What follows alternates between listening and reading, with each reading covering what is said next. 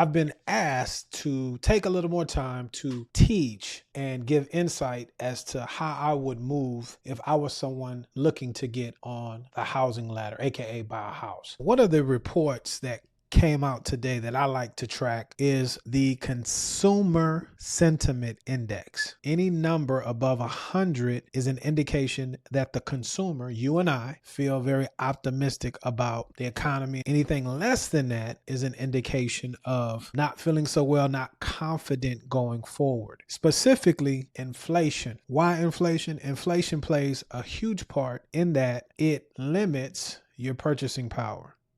I heard someone say the other day, hey, you know what? This is the same house that it's been for the last 10 years. Why is the price more? And simply stated, it's more because it takes more dollars, more of your production to get that same house. If you can think of it that way, every year we go along, the more money that's printed to do things like we're in war now, right? Where are those dollars coming from, and what are the effects of all of that money printing? Well, it is purchasing power is less. So this report is something that I would look at if I was trying to gauge for myself if I felt comfortable making one of the largest decisions financially that most adults make in their lives.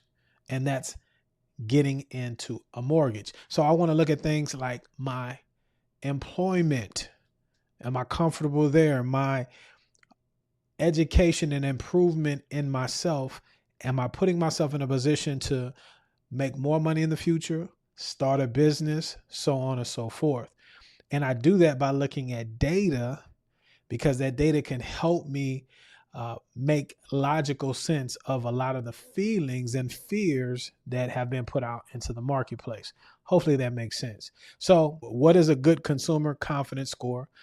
As I stated, anything above 100 indicates a positive outlook for the economy. If it's lower than that, it's a negative sign, okay? From there, I listen and read and hear what all of the doom and gloomers are saying on a daily basis. One thing that I think you should know that I do is I tell myself this. What's the motive in this case for Redfin News? How do they make money? They make money by selling houses. How does Robert make money? He makes money by helping people finance those houses, right? And so from that premise, that's when I start reading, because from there, I can see if the information that is being presented before me is balanced or if it's leaning, okay? Because you have to get into the discourse to understand where things are going. So off the top, right? Headlines, that's supposed to get your attention. Wow, there are 630,000 more home sellers than buyers. The biggest gap on record.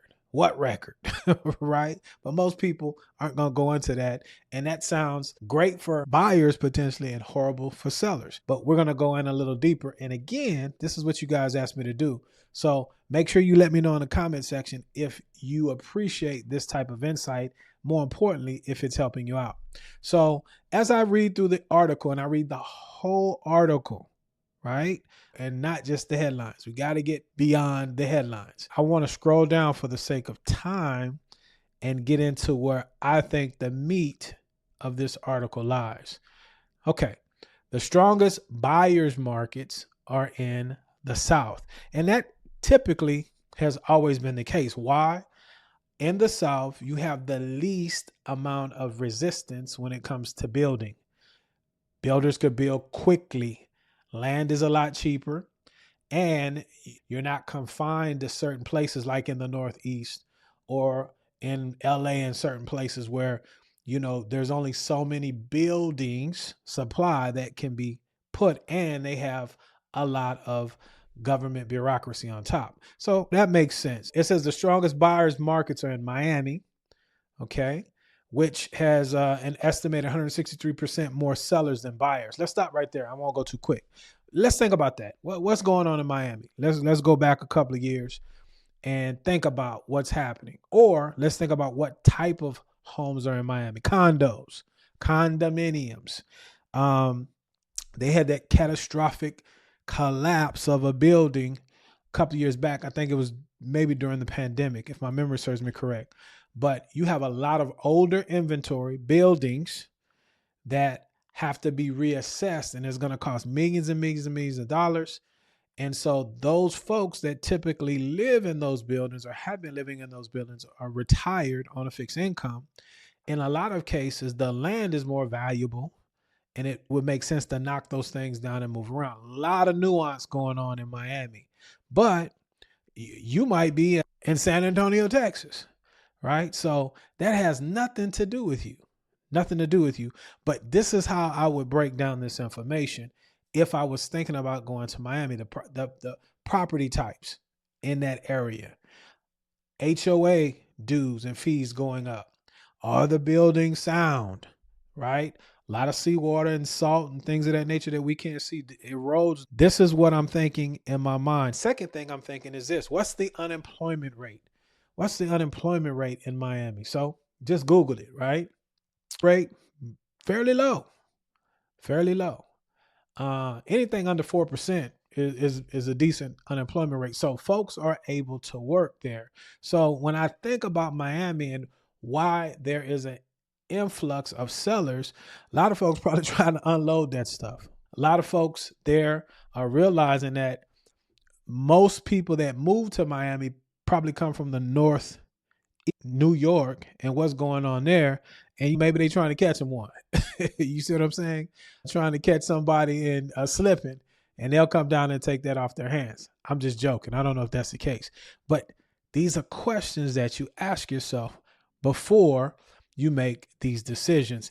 And this is information that you're not going to get from your everyday licensee, loan officer, or realtor, because they don't know these things. They're just trying to sell you something, commission breaths. These are some of the things that you should be listening for question wise when you're talking to these professionals, trying to determine if you want to do business with them or not. I digress. Same methodology when we go to Nashville, Austin, West Palm Beach, Florida, and then San Antonio. All of those markets I would consider the South. I'm looking at the unemployment rates. What type of work is going on there? Am I there currently?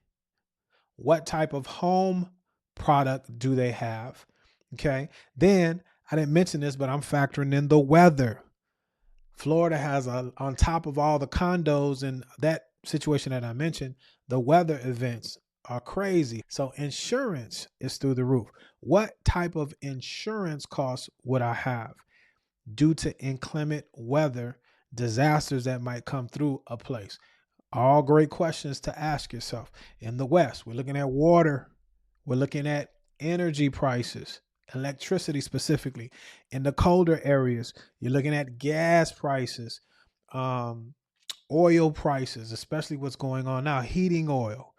All of the things that you might not necessarily think about when you're just asphyxiated on the price. Let's move forward. To meet surging demand, home builders ramped up activity, which is one reason there are now more homes for sale than people who want to buy them in these areas that I just mentioned, in these metros. So the pool of buyers has also shrunk because soaring housing costs in recent years have priced many people out of the market. This is another thing that I want to point on, because if you're wanting to get on the housing ladder and you're in some of these areas, you probably gravitate to the creators that always talk about there's going to be a crash, there's going to be a crash. It's not coming. Hadn't come over the last 5 years. And because, in my professional opinion, there's not enough homes. The actual crash has been in the number of transactions, but the actual price of the property, although it is adjusted in some of these areas due to overbuilding, it's not gone back to 2019 and older prices. So these are things that you have to understand, because inflation, according to the sentiment, and I'll ask you, due to the war and everything that's going on in the economy, not just domestically, but globally, what do you think the chances of inflation going higher rather than lower like it had been? And if you think it's high, well, guess what? Asset prices rise during inflationary times. You're shooting yourself in the foot on if you're waiting and waiting and waiting. You have to know and understand, hey, at some point in time, if I meet the requirements to buy a home, larger family, creating a new household, downsizing, death, unfortunately, divorce, job opportunity, these are the times that you look and make sure you're not buying more home than you need. We don't take advantage during times like these and understand that now is the time to buy. Why do you say now is the time to buy? If you can afford it. Well, consumers are scared, so there's less competition. There's more inventory in a lot of areas, right? So there's more negotiating power for yourself. Here's another thing that I like to look at is the 10-year treasury note. Real quick, anytime this treasury note is trading at 4% or less, like it was doing right before the war, right, the beginning of March, rates were dropping down into the high fives. I actually had rates in the low fives. Did a USDA loan, 5.375%. Got another one of my clients that's about to close at 5.375%. And so this is something that you can watch and understand. And I think we're getting to the point to where if you're really ready to buy a house and you can afford it, you got to partner with somebody and move when you hit your number. And that number is not going back to 2-3%. If it goes back to 2-3%, think about what was happening at that time. And this is why home prices have inflated as much, because of all the money that we printed back then. So you have to get on the ladders. With all that said, you have to get into the home. And then when events happen, if you can benefit, better position yourself, that's what you do. That's what all of us did that had real estate that could do it. When the pandemic hit, we refinanced or bought, but you have to be ready. I think I've accomplished what you guys have asked. Stay encouraged. Make sure you get your ducks in a row, and don't wait for an unrealistic scenario. Use some of these tactics to help you see through all of the noise that's out here so that you can achieve your goal of home ownership. If I could be of assistance, I would love to talk to you. I'm a lender. My NMLS license number is 180100, and my contact information is pinned in the top comment or in the description of this video. My time is up, but I thank you for yours. As I always say, guys, let's be good to one another. Let us let grace abound. If you're a first-time home buyer, check out this FHA walkthrough. It will help you in your education on that loan type to see if it will be something that will be beneficial for you. Indeed, y'all stay blessed.